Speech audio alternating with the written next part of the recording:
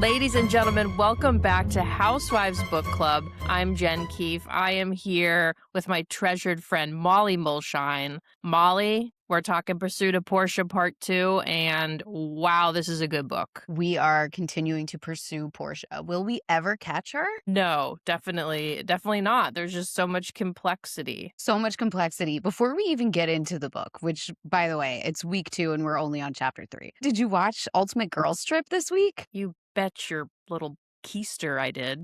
And what did you think? Porsha, I don't know if I'm biased because we're reading her book right now, but I think Portia's the breakout star of Ultimate Girls Trip 20th anniversary. What makes you say that? The chatter I'm seeing online is all positive for Porsha.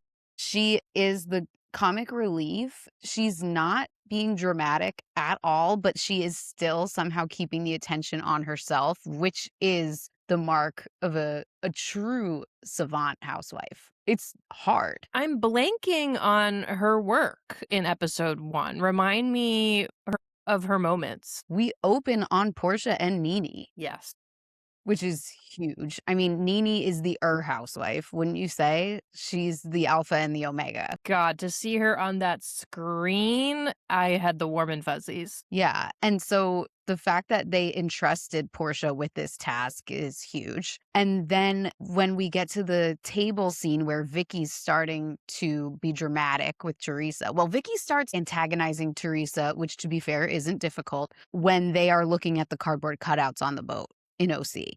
And she says, "Who do we think looks the most different? I think it's Teresa." And everyone just goes dead silent. And Teresa, it really was a vulnerable moment for Teresa because instead of being like, "Yeah, I look great," she gets really insecure, which I've not really seen from her before. She immediately is like, "Well, all I did was the tip of my nose." It was really interesting. This Ultimate Girls Trip, more than others, I feel the girls really don't know each other, and there's a vulnerability and a discomfort and an insecurity to them feeling out the group. It's kind of like going on a bachelorette. You're thrown together with this random group of gals and you need to feel out what the dynamics are going to be. And I think they're all to a place where on their individual shows, they can sort of sit back and let the more junior housewives buzz around them and create the drama. They're not really having to chop it up themselves anymore. So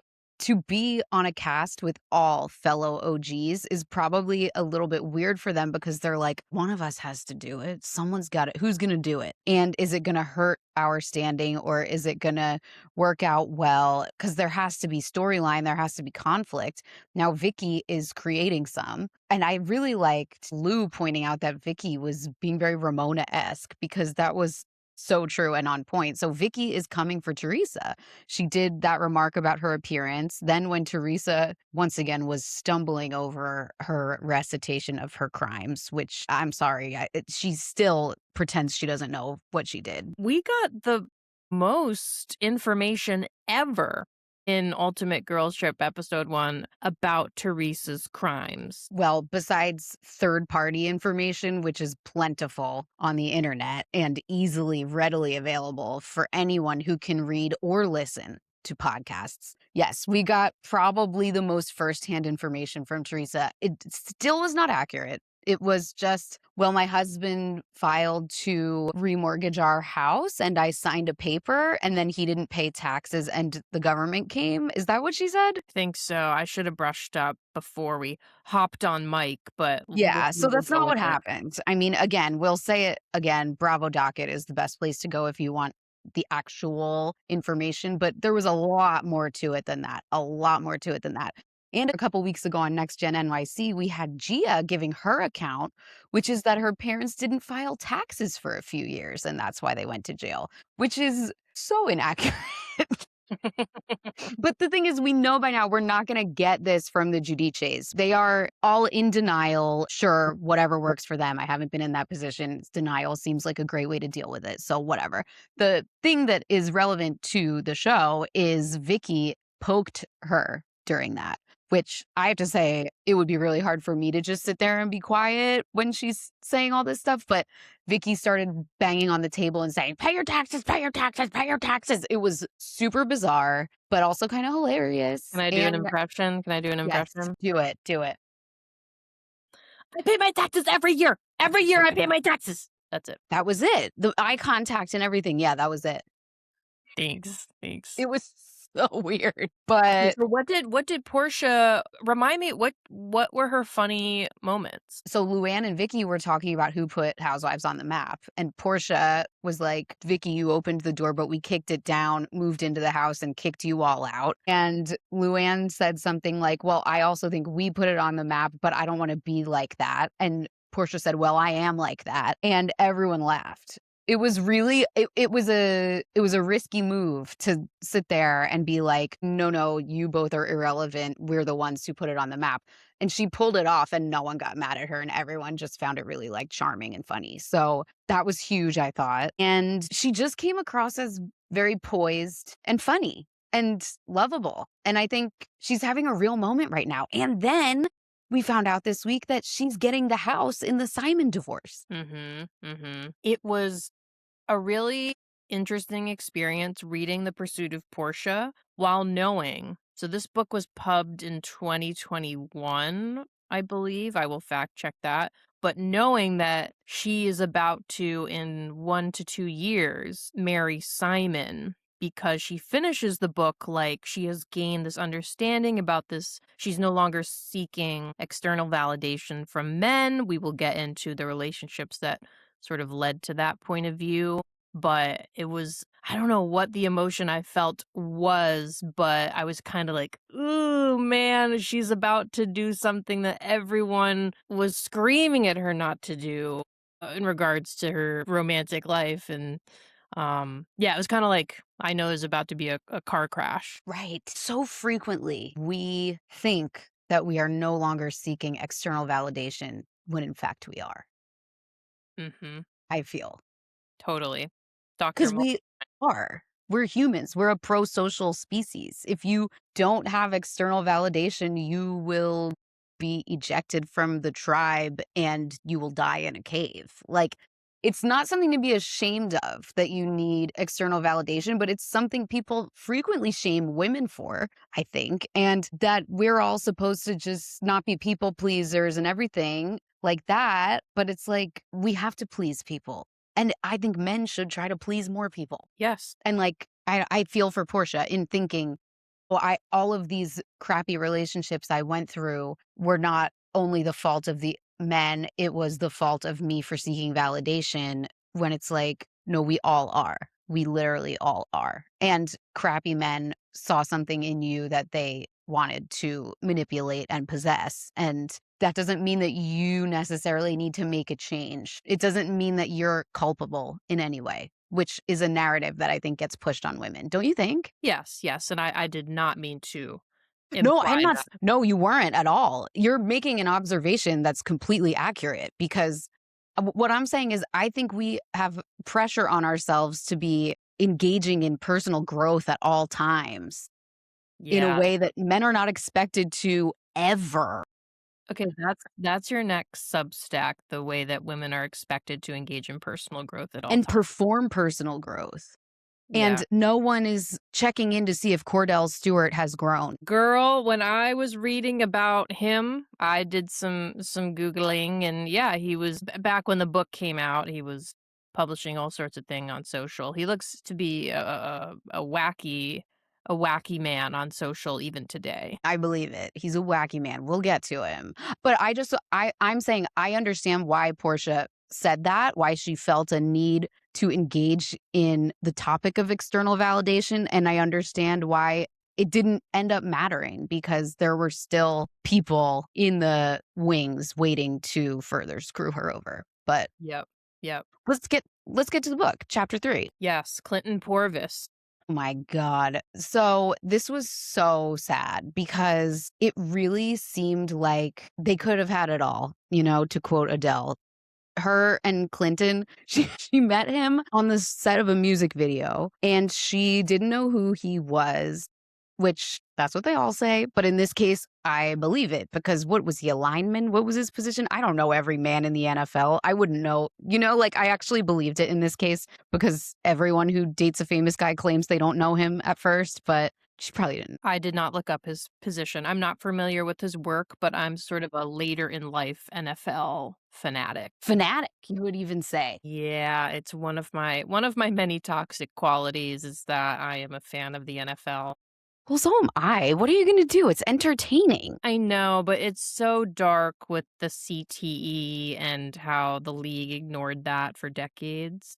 Yeah, I know, but what are we gonna literally, what are we gonna do about it? What's the answer? Well, I feel they should be paying insane restitution to the families who have already lost fathers and brothers and sons to CTE. Like, Great the people that answer. are dying. Great answer, yes. Yeah, the people that have died decades ago from it, they're just left wading through all that alone, and the NFL just keeps getting bigger and bigger and more successful, and they should be all hands on deck helping out those families. I will say the league, sorry, I'm really going on a tangent, I'll stop. No, But this is really interesting.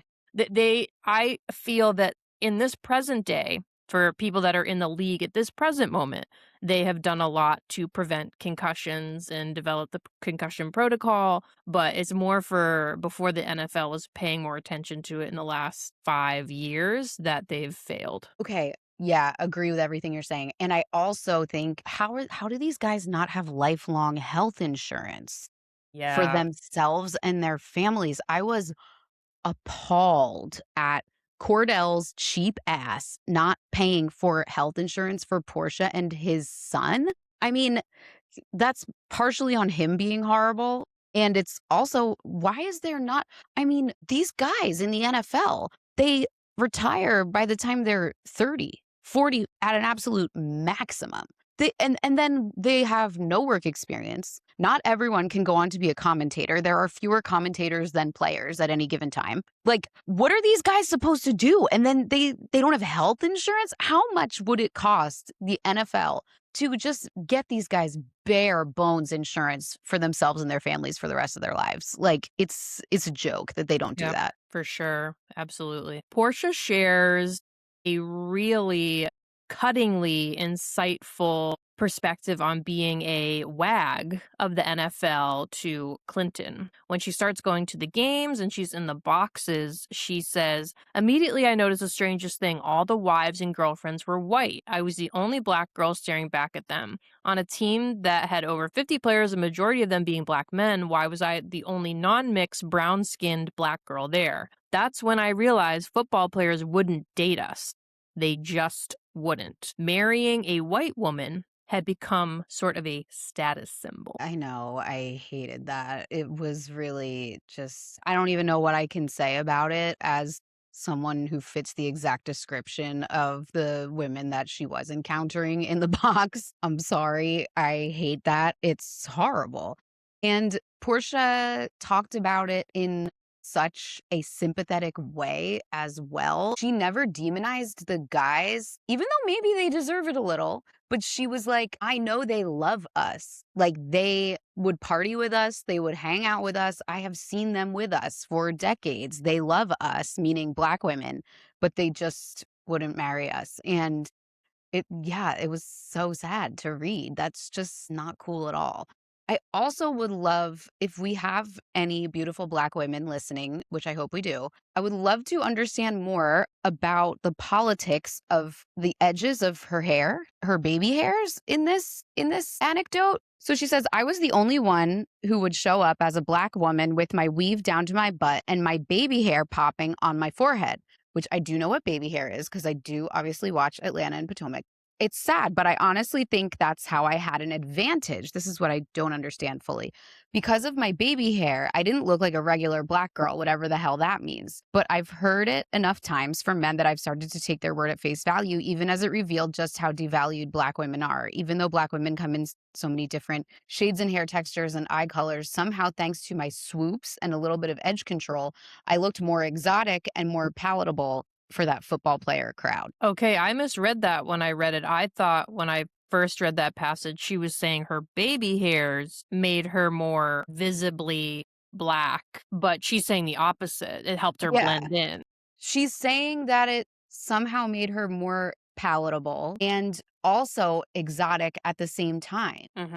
So I don't know. I wanna understand if anyone knows. Obviously, it's not your job to educate us, but I literally don't get it, and I'd love to get it. Also in this chapter, she sort of sets up the whole concept of a housewife and what it means to her, which they always do in these books. They do always talk about the word housewife and what it means. So early on in chapter 3, she says, becoming a housewife, a role not necessarily defined by a woman's partnership with her husband, but by her finding fulfillment in serving her family and her community, was definitely a choice I made. So I found that kind of interesting because what do you mean? Becoming a housewife was definitely a choice I made, but she did it just was interesting because I guess she's saying I went out in search of a husband so that I could be a housewife who is gonna be, like, dedicated to her family and her community. I guess that's what it is, right? Yes, and she doesn't get into this aspect of that statement in chapter 3, but later in the book she does. Her religiosity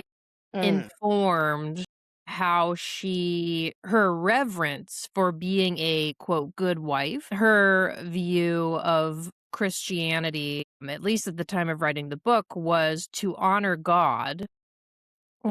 Way to honor God is to be a good, I think she even said submissive wife to your husband, and honoring that covenant is somehow pleasing God. Now And I this wanna know what, like, male preacher she heard that from because I'm like, "What?" She says in this chapter, "You take care of your man who sets the vision for the household. You take care of the children to ensure they're loved, protected, and comforted. In return, you not only have support and peace of mind, but you also have love." So I mean, there's obviously nothing wrong with what that says, except for that the man sets the vision for the household. Why does the man set the vision for the household, you know? Yeah, yeah, I think as someone who has dabbled in the studies of evangelical Christianity, the Bible spells out, the roles that men and women should play. And to some Christians, to be a husband that provides financially and with a home, and to be a wife who takes care of the husband and the children in the house, that is somehow honoring God's word. And so they feel a deep duty to do that. Right, but what I dislike about this outlook is I I love agree. it. I love this outlook. So, okay, as someone who has had children, it's actually true for the immediate postpartum months and the pregnancy period, in my opinion. If the man who got you pregnant is not out there providing, or whoever the person is in the relationship, the person who's not carrying the baby, if they're not out there making money, they ain't shit. Okay. Like, that actually is true because being pregnant, being postpartum, for me, like, you physically can't. You could, some people have to, a lot of people have to, most people have to do it anyway. But in the ideal scenario, like, the partner of the birthing person needs to be making the money for that period of time.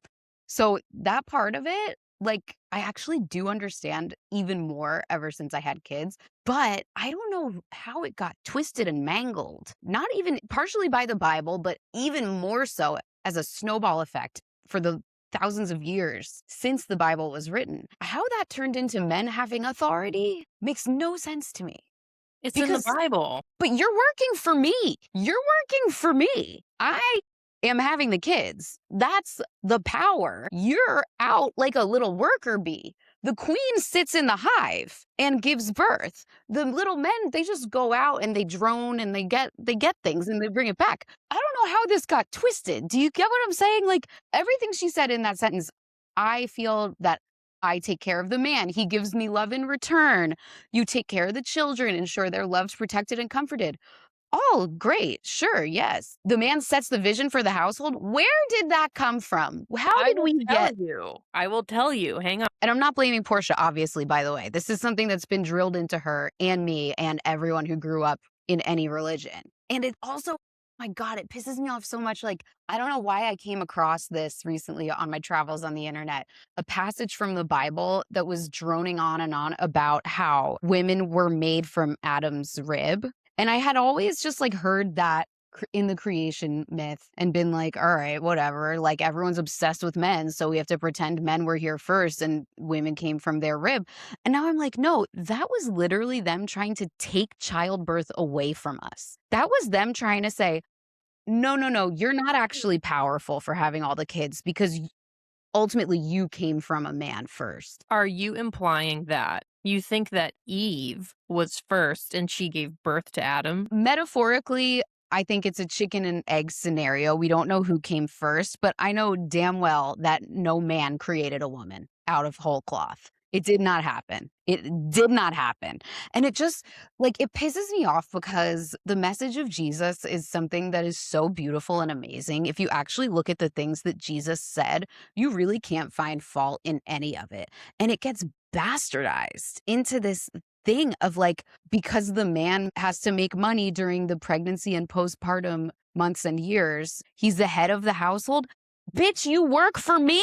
That's my sermon. What I want to say about Portia in regards to religion is I would love to hear like an updated version of her understanding of the Christianity that she was raised with and what she thinks about it now, because this was something I had so many questions about in the book. Like, and we'll get through all of them, but just how much of a role God played. And I don't know, it's just a question about Christianity in general, I guess, about like when horrible things happen and you're a church going, praying person, how do you like square that, you know? Yes, absolutely, absolutely. Also, we obviously have to acknowledge, and we have in more subtle ways, that the two of us aren't going to have the deepest understanding of the influence of especially the Black church in Atlanta and how that's shaped these ladies. And we see the influence of that for sure watching Atlanta even today. Religion, I feel in the Atlanta franchise is a bigger influence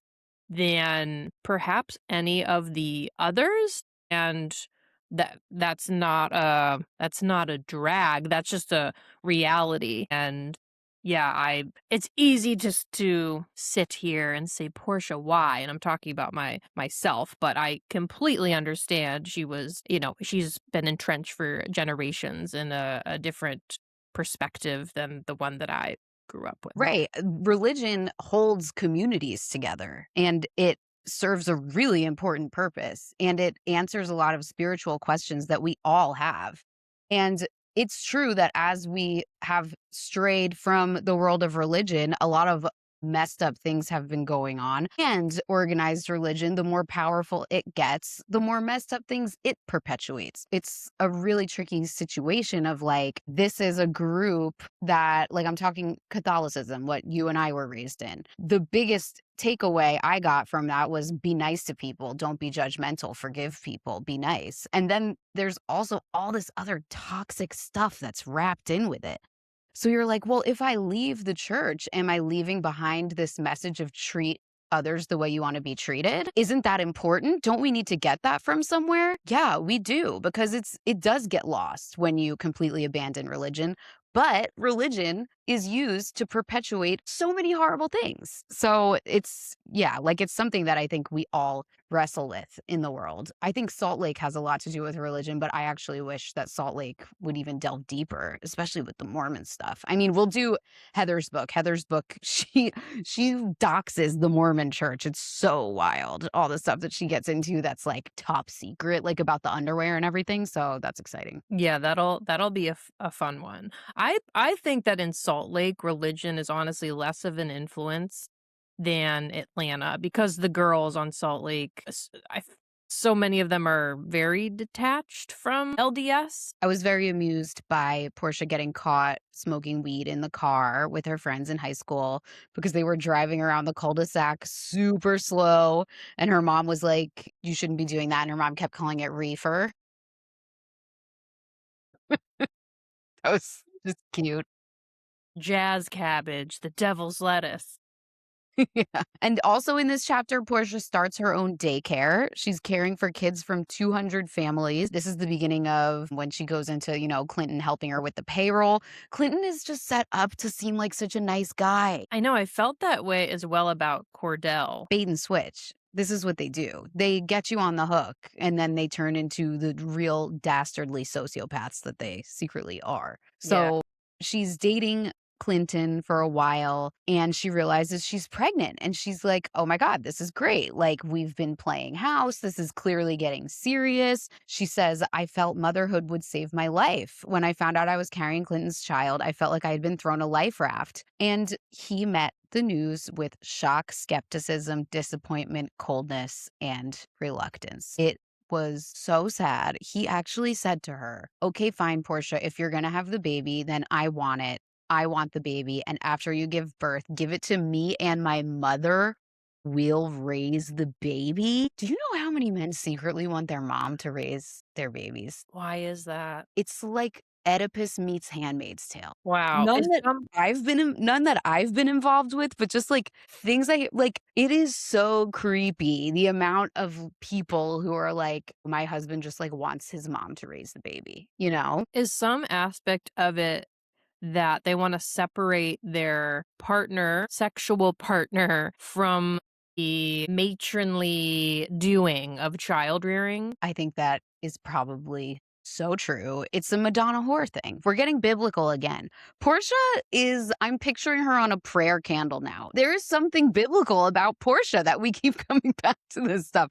It probably is a Madonna whore thing where he's like, "How could this woman possibly raise my child when she's had sex with me?" Yeah, 100%. I'm just gonna follow up on the quote that you said with she closes out the chapter with, "He wanted me to just hand over our child like he had ordered it off Amazon. I honestly still can't believe it." Yes, it's horrible. And I'm sorry, kind of funny. His mom wanted to take her to Maury. Yeah. Like, what? Like, you're implying that Portia is not worthy of raising this child, but you wanna take her to Maury? Like, who is the questionable person here, you know? I know.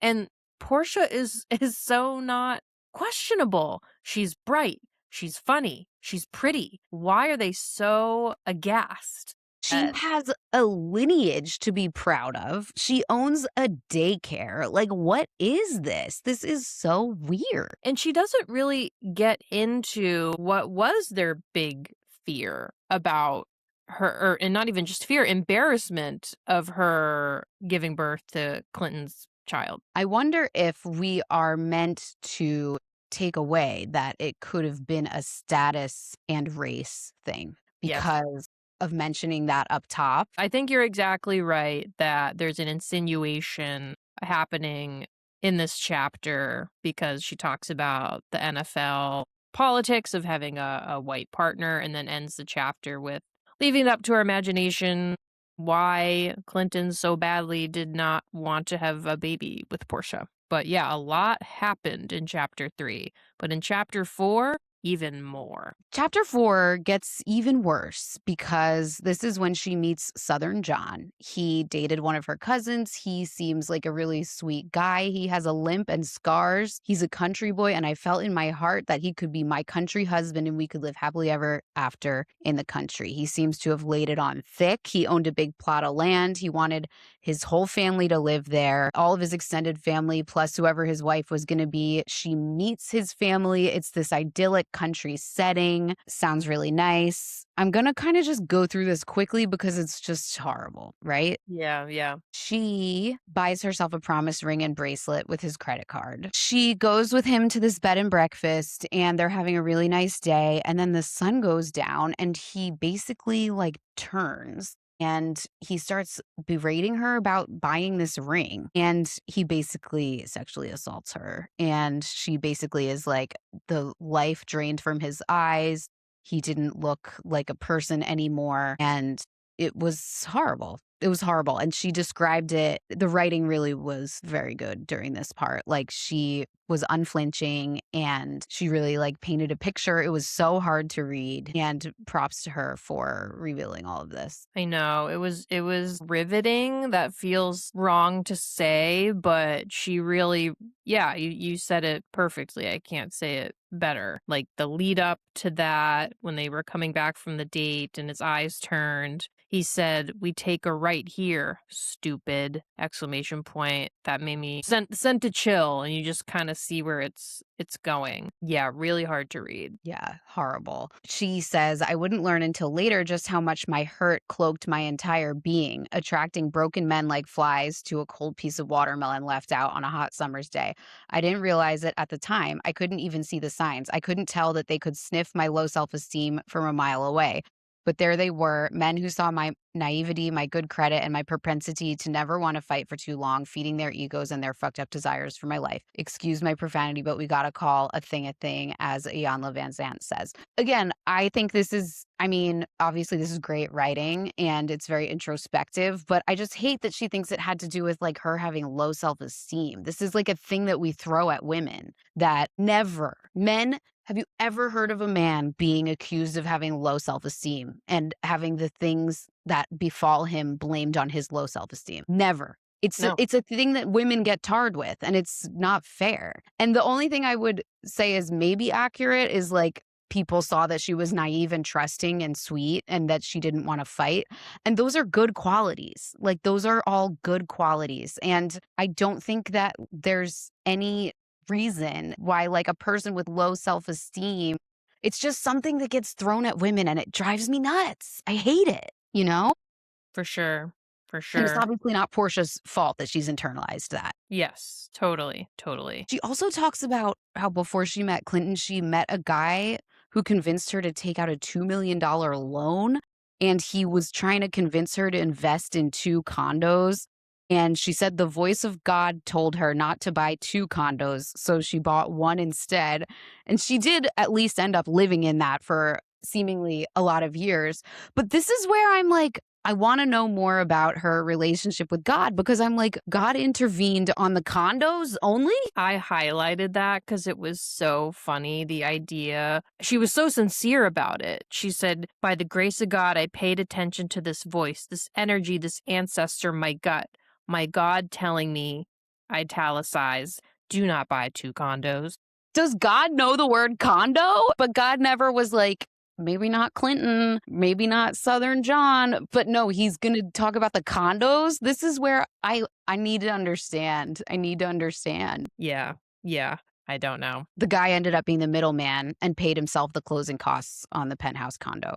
She says he had big talk that we'd run this real estate investing company together, but in reality, I would have been stuck with two mortgages and he'd be nowhere to be found. Thank God she only got the one and she lived in it. At least it seems like it was a nice house. And that wasn't even a guy she was dating. That was just a random guy. Yeah, you just know that type, this grifter dude who's broke as shit, who is wheeling and dealing, get rich quick schemes, and gives bad advice that he has no business giving. 100%. So now I have in my notes, now she's in Chicago and all caps, oh no, she's meeting R. Kelly.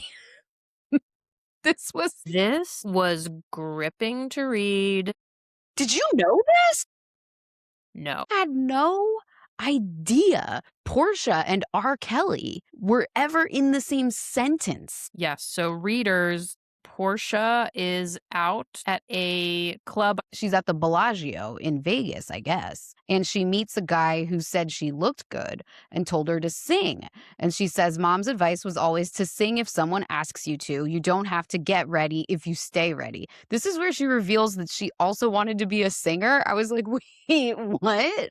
Because that was never mentioned up to this point. And I'm like, wait, why was your mom giving you pep talks on being a singer? That was okay. All right. I didn't know that. So then this guy, his name was Lenny, right? Think you're right, but I forget. He's basically like okay, your voice is good enough that you can come to R. Kelly's house and record with him, which I also would have bought hook, line, and sinker. The whole time I was reading this, I was like, there but for the grace of God go I, because I would have done every single thing exactly the way that Portia did it in this part of the book. Like if a famous person's flunky said, "Hey, we're going to fly you to Chicago to record with R. Kelly," I would be like, "Do you need my passport number now or What is flunky? a flunky, a person who works for someone, you know?" I love when Malls gets old-timey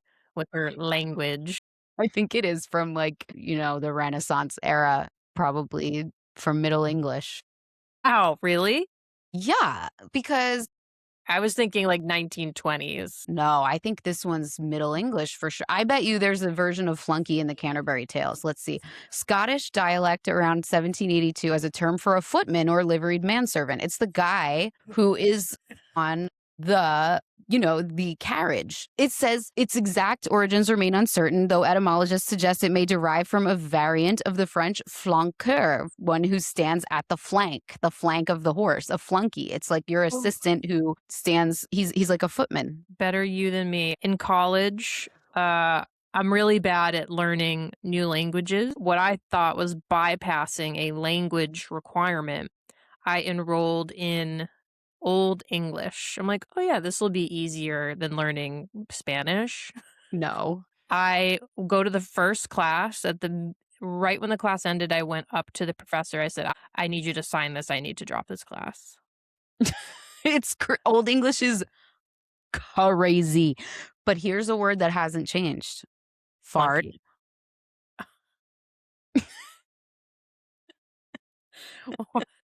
What? Oh, thank you, Molly. Wow. And on that note, I think we need to wrap this episode. So should we end on we'll end on R. Kelly and then We're we can ending on a cliffhanger. So she goes to Chicago. Lenny brings her into the studio at R. Kelly's house.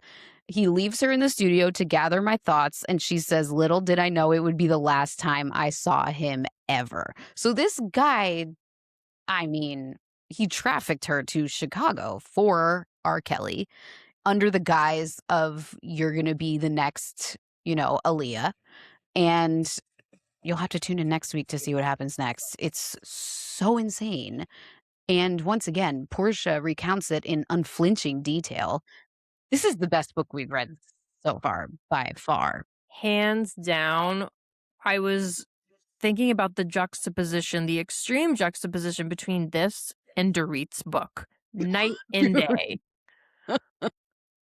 Dorit's book of like, I'm not going to reveal the names of any of my family members or any company where I've ever worked, or any of my alleged former fiancés from Italy. That was definitely a lie, right? And Portia's like, here's every single person I've slept with. Like she's, oh my God, And Portia's a gift. the AI aphorisms, my favorite from Dorit's book. We weren't just having our baby. We were meeting our son. All right. So we're not just going to end this episode. We're going to stop the Zoom. Get it? I'm doing a Dorit. Okay, that wasn't my best work. You're no, Okay. no, that was tremendous. You're just on another level, and I'm over here I'm over here dropping out of Old English. Okay. Rate and review us on Apple Podcasts. Leave a comment on Spotify. If you disagree with us, let us know, but give us a 5-star rating anyway, because that's what we're here for. We are having conversations. And So if you're don't hating on the podcast, but give us a 5-star review, that will surface your hate more. You will broadcast how dumb and stupid and ugly I am, and stop. that's what you want. No one ever said that. The person who left us the 1-star and complained changed it to a 5-star. Did you see that? Yes. Thank you. Thank you, you. That is exactly what you should do. She or they left Their a pronouns are she, critical. they. Is it she, they? I'm not sure. I'm not sure. I just go with I've they. never heard someone use she, they IRL. That was, like, Oh, perfect. Molly, you've been out of New York too long. I know. Ooh. Well, But, thank yes, she, they you. changed it. Yes. So they left a critical comment and still rated us highly, and that will get more people to see their comment, and that's what you want, right? Anyway, I'll And shut up. to disagree with us even more. That's what that's the goal, isn't it? So, okay, let's wrap, and we will see you guys next week for part 3 of The Pursuit of Portia. We are still pursuing her.